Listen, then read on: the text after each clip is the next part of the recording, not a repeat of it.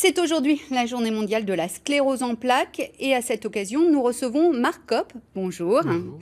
Il y a un an, vous descendiez avec 7 autres malades atteints comme vous de sclérose en plaques dans les grottes de Pierre-la-Trèche. De cette expérience, vous avez tiré un livre et un film. On va en reparler dans un instant.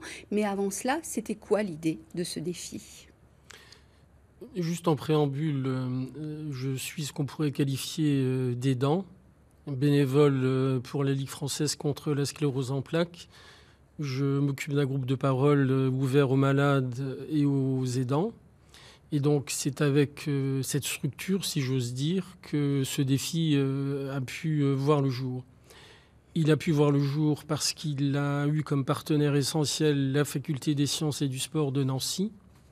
Donc toutes ces bras, ces mains, ces volontaires, 80 personnes dédiées à ces 8 personnes atteintes pour faire la traversée du labyrinthe de la grotte des 7 salles.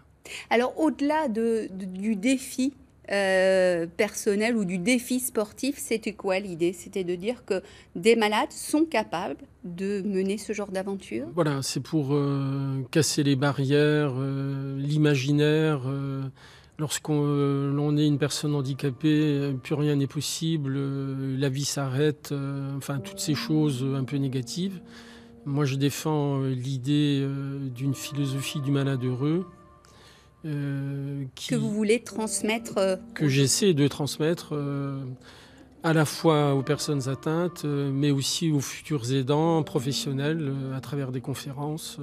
Alors, je le disais, de cette expérience, vous avez tiré un film, un documentaire. Je vous propose d'en découvrir un extrait. On en reparle tout de suite après.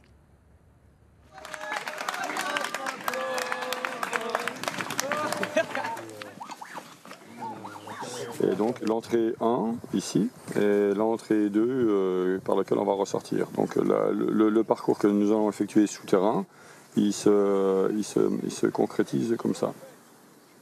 Un petit qui fait à peu près un développé d'un peu moins de 500 mètres. Infirmier, je suis le seul. Là, c'est le seul. Ouais. Je suis là. Attends 2 secondes que je vienne après. Vous parliez à l'instant des malades, des aidants. Avec ce film, c'est quel message que vous voulez faire passer?